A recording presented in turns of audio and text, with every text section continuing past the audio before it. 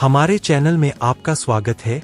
Like comment share करना ना भूले। ऐसे ही या मोटिवेशन वीडियो पाने के लिए सब्सक्राइब करें या बेल आइकन दब। कहानी आपकी जिंदगी बदल सकती है, इसे शुरू से अंत तक देखें। प्रेरणादायक कहानी, मेहनत का फल। एक बार की बात है, एक गांव में एक किसान रहता था। उसका नाम राम था। राम बहुत मेहनती किसान था। वह सुबह से शाम तक खेतों में काम करता था। उसके पास एक छोटा सा खेत था, लेकिन वह उसमें से बहुत पैसा कमाता था। एक दिन राम के खेत में एक चोर घुस गया। चोर ने सारा अनाज चुरा लिया और भाग गया। राम बहुत दुखी हुआ। वह नहीं जानता था कि क्या करे। अगले दिन राम अपने खेत में गया। वह देखता है कि एक गाय उसके खेत में चर रही है। राम गाय को देखकर बहुत खुश हुआ। उसने सोचा कि वह गाय को पालेगा और उसका दूध बेचेगा। राम ने गाय को अपने घर ले आया। उसने गाय को खूब प्यार से पाला। गाय बहुत दूध देती थी। राम ने गाय का दूध बेचकर बहुत पैसा कमाया।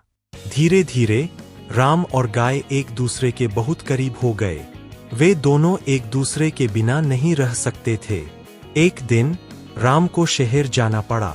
वह गाय को अपने घर पर ही छोड़ गया। राम ने गाय से कहा कि वह जल्द ही वापस आ जाएगा। राम शहर गया और कुछ दिनों तक वहीं रहा। लेकिन जब वह वापस आया तो उसने देखा कि गाय नहीं है। राम बहुत दुखी हुआ। वह नहीं जानता था कि गाय कहाँ गई है। राम ने गाय को पूरे गांव में खोजा, लेकिन वह नहीं मिला। राम बहुत निराश हुआ। वह घर लौट आया और अपने कमरे में बैठ गया। उसी रात राम को एक सपना आया।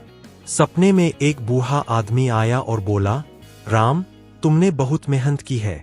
तुम एक अच्छा इंसान हो। तुमने गाय को बहुत प्यार से पाला है। गाय तुम्हारी मेहनत और प्यार का फल है।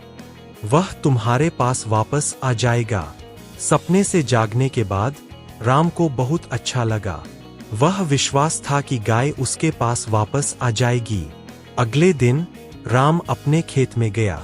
वह देखता है कि गाय उसके खेत में खड़ी है। राम बहुत खुश हुआ। वह गाय को गले लगा लिया। राम ने गाय को अपने घर ले आया। वह गाय को फिर से पाकर बहुत खुश था। राम ने इस कहानी से सीखा कि मेहनत और प्यार का फल हमेशा मिलता है। कुछ देर बाद एक आदमी उसके पास आया। वह बहुत दुखी लग रहा था। फकीर ने उससे पूछा कि क्या हुआ है। आदमी ने बताया कि वह बहुत गरीब है और उसके पास खाने के लिए कुछ नहीं है। फकीर ने उस आदमी को अपना भोजन दिया। आदमी बहुत खुश हुआ। उसने फकीर को धन्यवाद दिया और चला गया। कुछ दिनों बाद फकीर को पता चला कि वह आदमी एक राजा था। राजा ने फकीर को धन्यवाद देने के लिए अपने महल में बुलाया। राजा ने फकीर से पूछा कि वह कैसे इतना खुशमिजाज रह सकता है, जबकि वह बहुत गरीब है। फकीर ने कहा कि वह खुश है क्योंकि वह दूसरों की मदद करता है।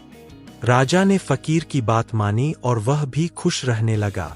फकीर की कहानी हमें सिखाती है कि खुश रहने का सबसे अच्छा तरीका है दूसरों की मदद करना।